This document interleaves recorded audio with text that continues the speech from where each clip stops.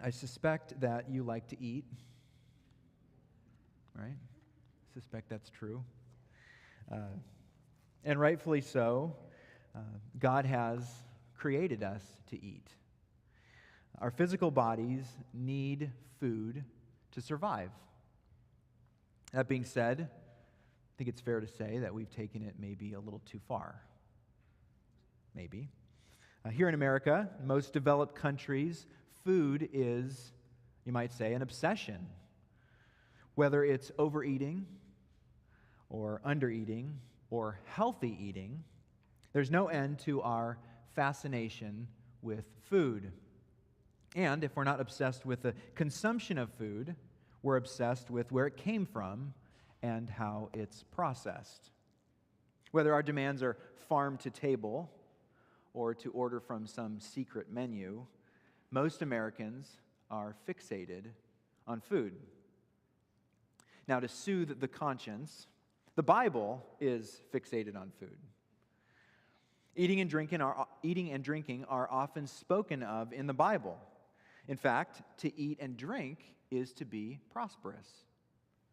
Solomon writes, Ecclesiastes chapter 8, verse 15, "And I commend joy, for man has nothing better under the sun but to eat and drink and to be joyful." There's some wisdom in that. Conversely, to not eat is, disaster. Famine and drought are used by God as judgment. We see this many places in the Old Testament. Even Jesus predicts that at the end of the age, the end of all things, the day of the Lord, there's going to be a famine. There's not going to be any food. Now, of course, the internet has a lot to say about this, right? As you know. According to the internet, we're supposed to ask 3 questions of our food. Where does it come from? How is it produced? And, of course, is it in season? These are the 3 questions we're supposed to ask of our food. And if we ask them, it'll tell you what or what not to eat. I suppose these questions might be an improvement on the typical, how many calories does it have in it?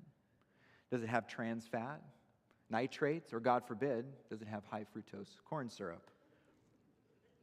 Now, of course, there's nothing wrong with asking any of these questions. They're good questions. We certainly have Christian liberty to eat and to drink pretty much anything we want. That being said, I'm going to suggest that we might be asking the wrong questions of our food. As you know, this morning we're moving into John chapter 6 in our study on the Gospel of John. And I believe this chapter suggests that we need to ask bigger questions of our food. We need to move from the what, where, and the how to the why question. Why did God create food?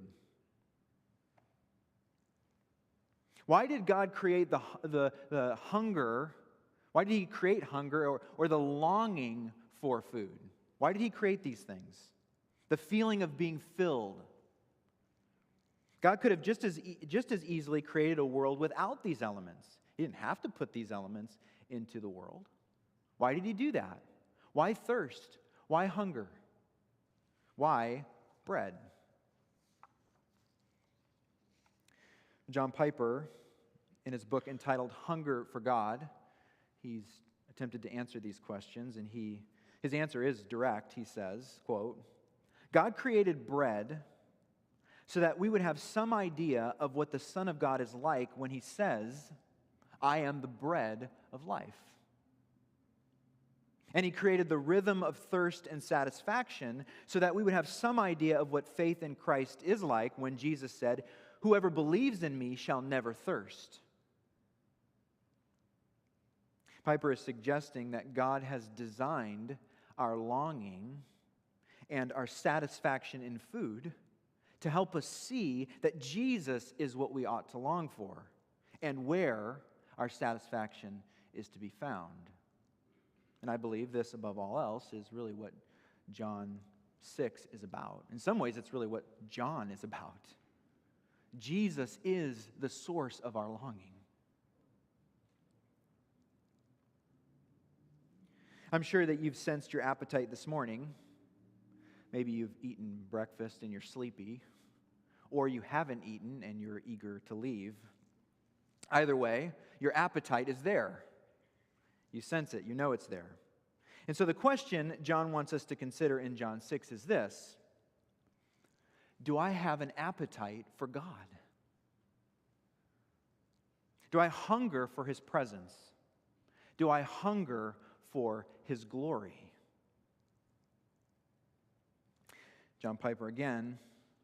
If you don't feel strong desires for the manifestation of the glory of God, that is, you don't long for God's glory to be on display in the world, if you don't desire that, it's not because you have drunk deeply and are satisfied, he writes. It's because you have nibbled at the table of the world. Your soul is stuffed with small things, and there's no room for the great. God did not create you for this. There is an appetite for God. And Piper says, it can be awakened. Is it possible that God might use John 6 to awaken my appetite for Him? Well, that's my prayer. That's been my prayer this whole study in John 6.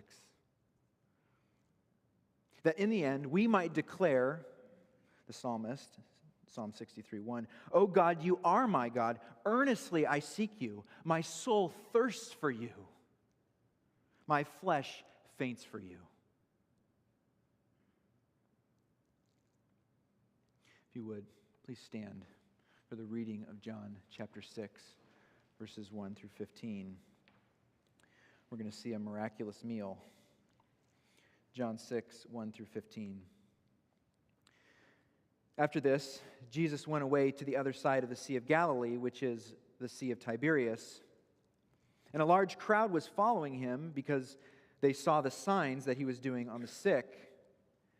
Jesus went up on the mountain, and there he sat down with his disciples. Now the Passover, the feast of the Jews, was at hand. Lifting up his eyes then, and seeing that a large crowd was coming toward him, Jesus said to Philip, "Where are we to buy bread so that these people may eat?" He said this to test him, for he himself knew what he would do. Philip answered him, 200 denarii worth of bread would not be enough for each of them to get a little. One of his disciples, Andrew, Simon Peter's brother, said to him, "There is a boy here who has 5 barley loaves and 2 fish. But what are they for so many?" Jesus said, "Have the people sit down." Now there was much grass in the place, so the men sat down, about 5,000 in number. Jesus then took the loaves, and when he had given thanks, he distributed them to those who were seated. So also the fish, as much as they wanted. And when they had eaten their fill, he told his disciples, "Gather up the leftover fragments, that nothing may be lost." So they gathered them up and filled 12 baskets with fragments from the 5 barley loaves left by those who had eaten. When the people saw the sign that he had done, they said, "This is indeed the prophet who is to come into the world." Perceiving then that they were about to come and take him by force to make him king, Jesus withdrew again to the mountain by himself. May God bless the reading of his word. You may be seated. This miraculous meal unfolds in 4 scenes. We're going to look at those 4 scenes this morning. I'm kind of borrowing this outline from someone. We'll look at these 4 scenes, and then after that, we'll draw out some applications, some lessons from the scenes. So we'll kind of make our way through the text and then do some application at the end. In this first scene, we'll see the fickle crowds. This is scene 1, the fickle crowds. As John 6 begins, Jesus is north of Jerusalem in Galilee. It's likely that Jesus has been ministering in Galilee for some time. Jesus has come to the east side of the Sea of Galilee. This is what John means when he says the other side, the far side of the sea being determined from the west. So he was on the east side of the Sea of Galilee. Using Mark and Matthew's gospel, we discover 2 reasons why Jesus and the disciples withdrew to the eastern side of the lake. Mark 6 tells us that they had just returned from a preaching ministry in and around Galilee, and Matthew 14 reveals that they had just heard of John the Baptist's death. So you might imagine these men, Jesus and the disciples, were seeking a time of rest and some reflection, thinking about John the Baptist and the work that they had been doing. Unfortunately, Jesus had gathered such a following that these men wouldn't have such an opportunity, or it was hard to have such an opportunity. And so verse 2, as we saw, a large crowd was following him because they saw the signs that he was doing. Now, John doesn't say much at this point about these crowds, but they are fickle. It is a fickle crowd. That is, they weren't motivated by a pure faith or a genuine love in Jesus. Rather, they only followed Jesus because of his signs. This will kind of unfold as we work our way through this chapter. What we'll discover is that while they flocked to see his works, they could not put faith in his words. So the crowds pressed in. It appears they were able to get some kind of respite in verse 3. Jesus went up on the mountain, and there he sat down with his disciples. John tells us in verse 4 that it was the Passover. Now the Passover, the feast of the Jews, was at hand. Somewhat of a parenthetical statement he adds this, and it helps us to place these events several months after the events of chapter 5. And so there's a period of time between chapter 5 and chapter 6. And this also suggests some kind of motive maybe for the crowds with Passover at hand. As Christians, we think about the Passover and we think about the theology of it. That is, we think of the rich symbolism that is fulfilled in Christ when we think about the Passover. However, in this passage and in Jesus' day, the Passover feast was to Jews as the 4th of July is to Americans, you might say. It was a rallying point for intense nationalistic zeal. And that helps us maybe understand a little bit more about verse 15, where it says they wanted to make Jesus king. In the second scene, we'll see the faithless disciples. This is our second scene, the faithless disciples in verses 5 through 9. Now, Matthew's gospel, John doesn't tell us this, but Matthew's gospel tells us that the day was dragging on. And so his disciples, Jesus' disciples, said to him, "The day is now over. Send the crowds away to go into the villages and buy food for themselves." That's from Matthew's gospel. Of course, Jesus has other ideas. He turns to Philip and he says in verse 5, "Where are we to buy bread so that these people may eat?" John doesn't tell us why Philip is singled out, but John does tell us that Jesus spoke these words to test Philip. He's testing Philip. Of what was Philip's faith? Could he think so much of Jesus that Jesus might provide food for the crowd? Well, we don't have to wonder long. What does verse 7 tell us? Philip answered him, 200 denarii worth of bread would not be enough for each of them to get a little. Philip's response is carnal. It's fleshly. He leaves no room for the supernatural. He shuts down the possibility of a sign. Now, a denarius was a day's wages for a common worker, and so 200 denarii would represent about 8 months' wages. Even with such a sum, these people wouldn't have even had a little something to eat. Philip might have added, where would we even purchase such a stockpile of bread? Seems one impossibility is enough to consider. In Mark's gospel, we learn that Jesus had instructed the disciples to find out how much food the crowd had. He sent them out in the crowd to kind of investigate, what does everybody have? Andrew returns, verses 8 and 9. There's a boy here who has 5 barley. One of his disciples, verse 8, Andrew, Simon Peter's brother, said to him, then verse 9, there's a boy here who has 5 barley loaves and 2 fish.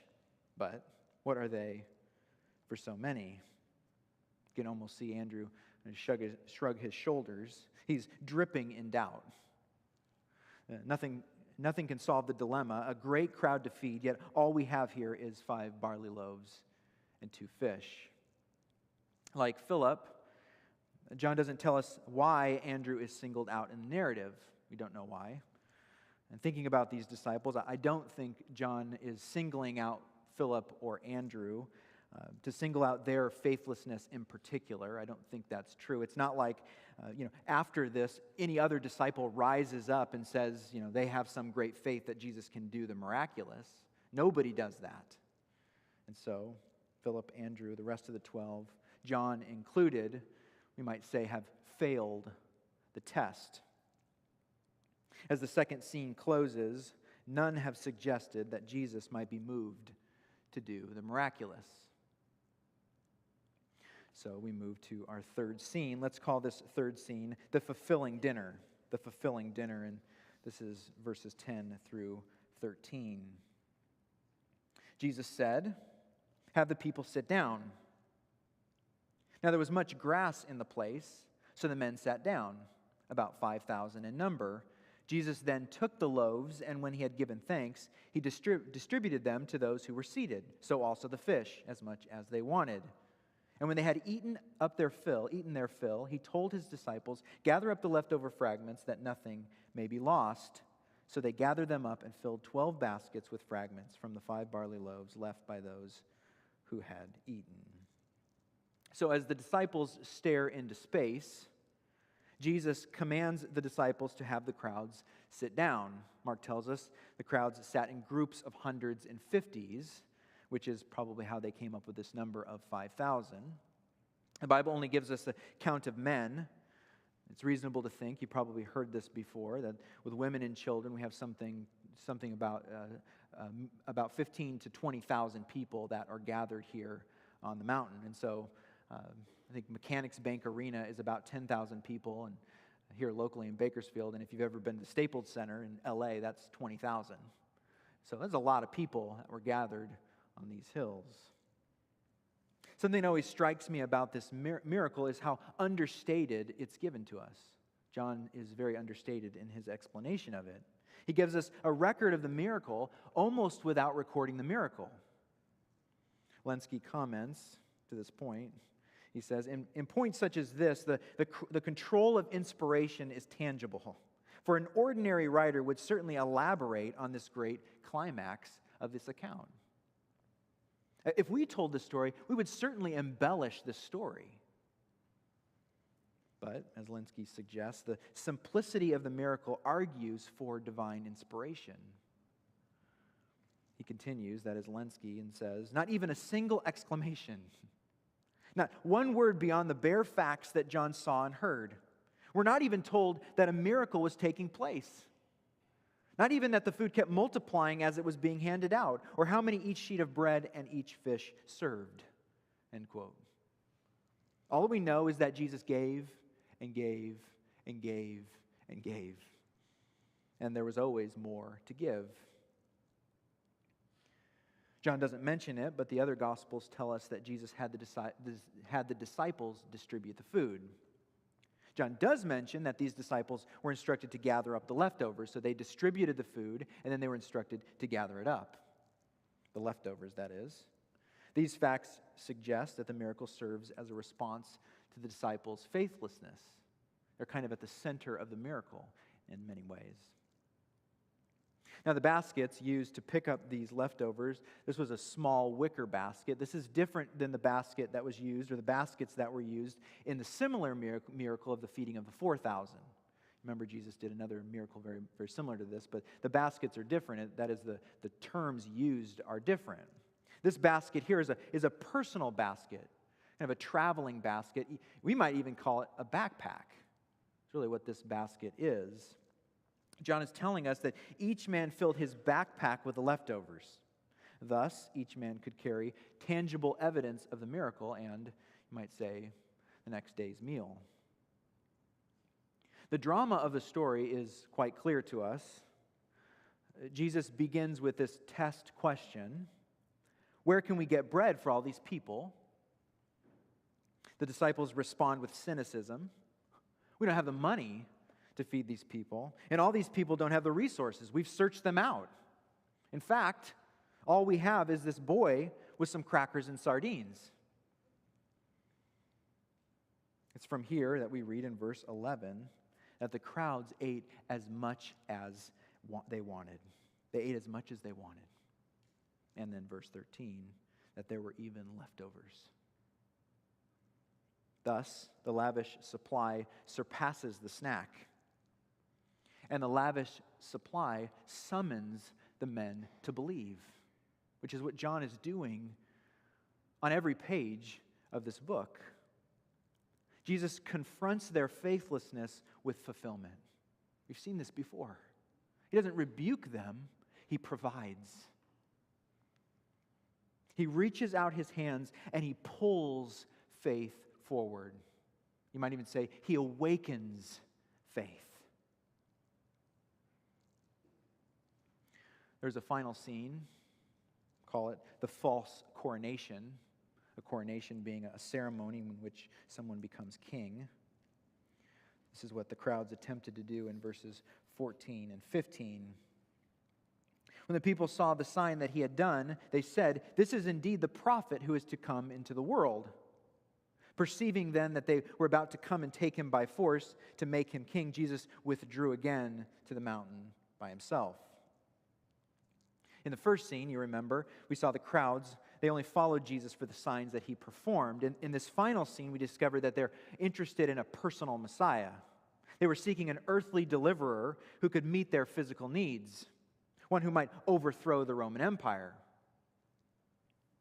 Moses did right. Deuteronomy 18:15, he wrote about a prophet, a future prophet. And it's likely that's what the crowds mean when they say, "This is indeed the prophet who is to come into the world." It's a reference to that prophet that Moses spoke of in Deuteronomy 18. Lenski imagines the desire of the crowd, he writes. They would carry him to Jerusalem at the coming Passover in a grand royal procession, gathering increasing adherents on the way, sweeping the capital off its feet in universal enthusiasm. Remember that nationalistic kind of zeal that I spoke about. This is what the crowds hope to do. This wouldn't be unlike the triumphal entry we read about later when Jesus rode into Jerusalem on a donkey as the crowds shouted, "Hosanna!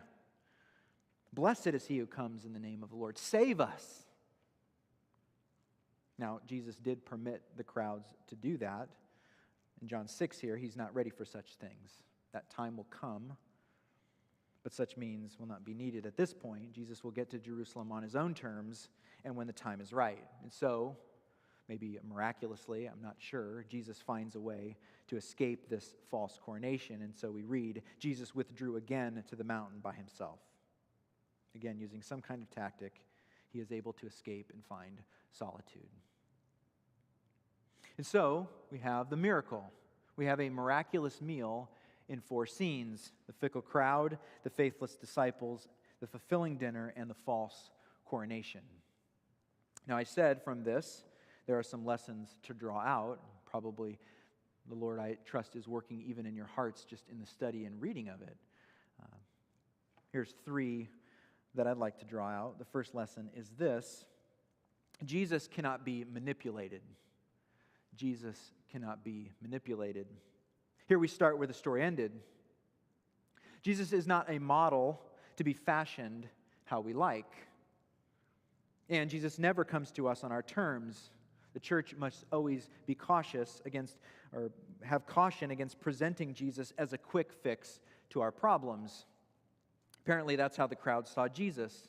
They rightly identified him. He was the prophet come into the world. But their approach was wrong.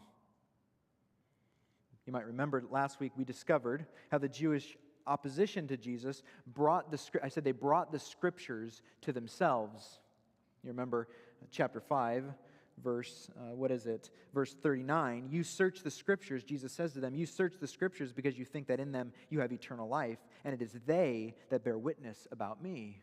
They missed it. They weren't seeing through the scriptures and seeing Jesus as the fulfillment of the scriptures. Well, no one would accuse those Jews of not seeing something significant in the scriptures in the same way the crowds see something significant in Jesus.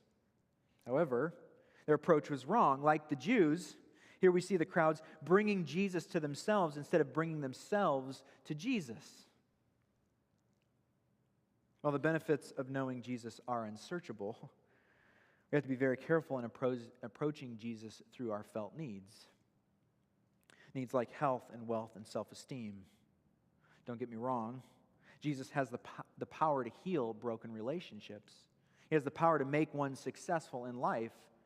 He has the power to help us feel good about ourselves. He does have those things, and those things do happen. But if these are our highest pursuits, well, our faith might be found wanting. Again, don't misunderstand me. I'm not saying that Jesus doesn't grant us many things. Even in this gospel, we read, John 15:11, Jesus says, "These things I have spoken to you, that my joy may be in you." In John 14:27, Jesus says, "Peace I leave you, my peace I give to you." Joy and peace are the benefits of knowing Jesus. But if we think these are ours to the exclusion of sorrow or the storm, well, we've been misguided. I'm often reminded of Cowper's glorious hymn, "God Moves in a Mysterious Way." He captures this well. "Judge not the Lord by feeble sense, but trust Him for His grace. Behind a frowning providence, He hides a smiling face. His purpose will ripen fast, unfolding every hour. The bud may have a bitter taste, but sweet will be the flower." The crowds judge the Lord, as Cowper says, by feeble sense. Their thinking was inadequate and ultimately ineffective because they wished for Him on His terms. Thomas Carlyle famously said, "Men are like the gods they serve." Kent Hughes said, "We conduct our lives according to the concept of the God to whom we bow." There's deep insight in these words. Our lives are an illustration of our God. That is, the God we imagine. Which is why our understanding and our study of the Scriptures is so important. The question before us is this: does my life produce a portrait of Jesus? The Jesus of the Bible? Or does my life produce a portrait of another Jesus? Even worse, is my life a mere self-portrait? I pray not. There's a second lesson found in this story, and it's this: Jesus uses what we have. Jesus uses what we have. As a worldly assessor, Andrew was right. What were 5 barley loaves and 2 fish among so many? Even more, a barley loaf was the cheapest of all breads. This is really food for the poor. This is poor man's food. Jesus didn't have to use bread to do the miracle. He didn't have to do that. John has already told us in chapter 1, verse 3, all things were made through Him, and without Him, not anything made was made. Jesus made everything. Everything was created through Him and by His words. He spoke the world into existence. Thus, He could have easily spoken this meal into existence, but He didn't do that. Remember, verse 6 also tells us that He knew what He was going to do. He knew what He would do. From the beginning to end, Jesus has planned all of this out, and He knows the outcome. Therefore, every part of this miracle is uniquely crafted by Jesus. It's by design. The question given to the disciples, as John says, is offered to test the disciples' faith. And Jesus knew that sending the men out in the crowds, they knew that they would return with a boy in his lunch sack. He knew that. Why the boy? Why the lunch sack? I agree with Kent Hughes' assessment. He says, quote, He wanted His disciples to see that no matter what they had, even the tiniest or most menial thing, if they really gave it to Him, He could use it. Little is much when God is in it.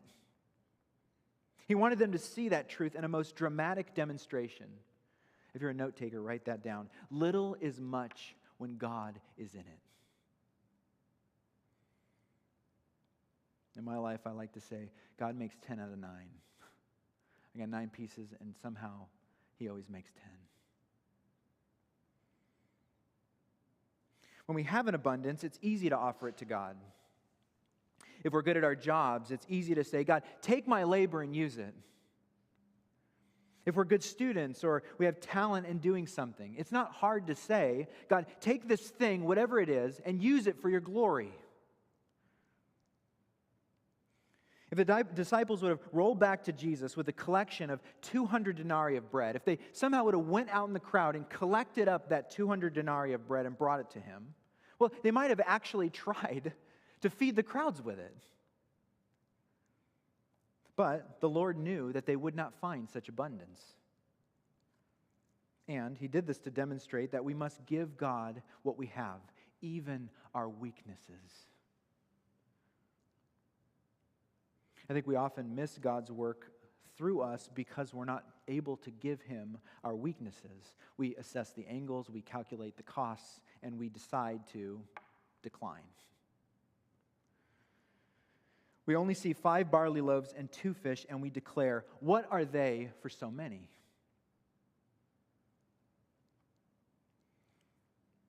Church, God is for you. God is on our side. And God has always been on the side of His people. Isaiah 30, verse 18 says, therefore the Lord waits to be gracious to you, and therefore He exalts Himself to show mercy to you. Do you believe that God is on your side? For the Lord is a God of justice. Blessed are all those who wait for Him. You remember what Paul told us. What then shall we say to these things? If God is for us, who can be against us? He who did not spare His own Son, but gave Him up for us all, how will He not also with Him graciously give us all things? What a profound statement. God wants to help us. He wants to pour out His grace on us. He wants to hold you in His hand. Remember what James said. Draw near to Him and what? He will draw near to you. Whatever you're up against, friends, God is big enough for your problem. If God is big enough to feed these 5,000 plus with 5 loaves and 2 fish, He's big enough to solve your problem with whatever deficiency you have to offer. There's a good quote from Elizabeth Elliot. You might remember Elizabeth Elliot lost her husband in the mission field.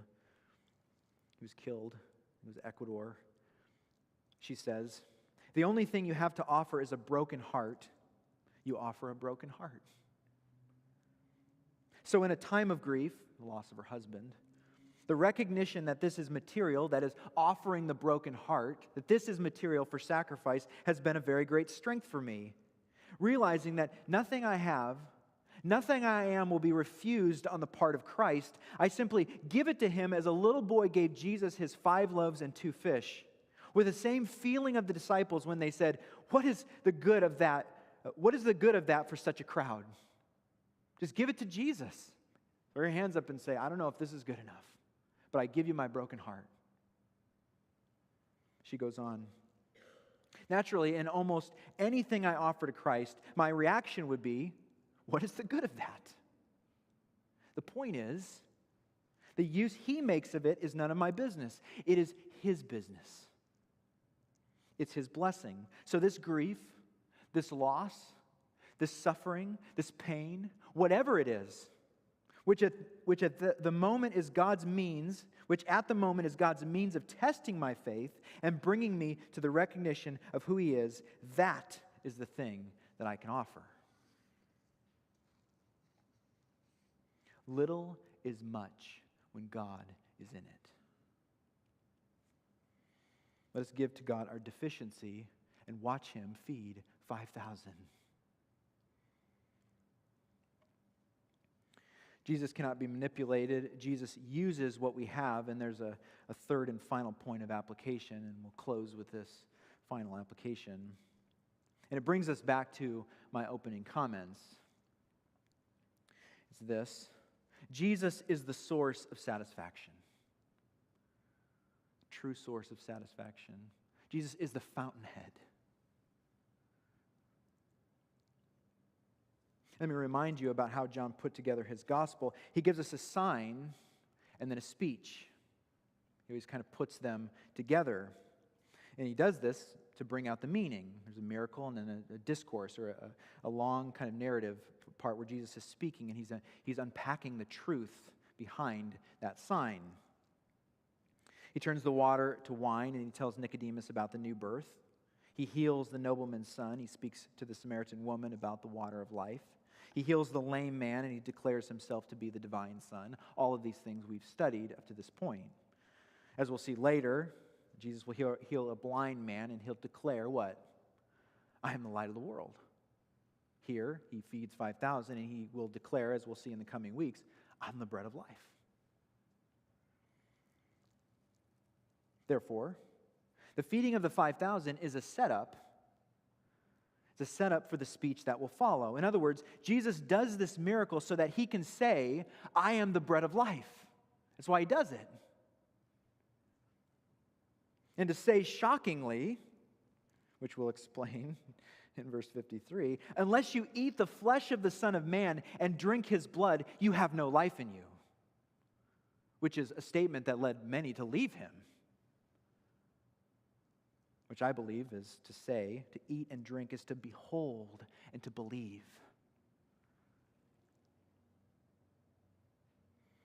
If Jesus is the creator of the world, if all things have come into existence through him, and he is the bread of life, then bread and our hunger for it can teach us something about Jesus.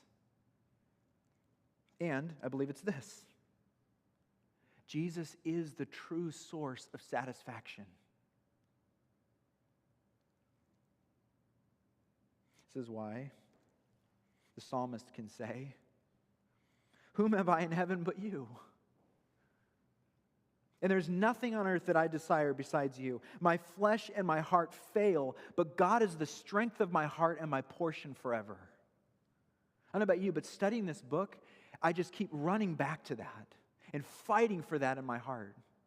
Oh, I know that to be true, and I want to believe it with every fiber of my being. Every time I long for something, I want to see Jesus as the true source of that longing. I believe that's what this is about. I believe that's what this book is about. As the deer pants for flowing streams, so pants my soul for you. Why can the psalmist use a deer? And the deer's longing for something. Because every longing in this world is to make the point that Jesus is the fountainhead. He's the top.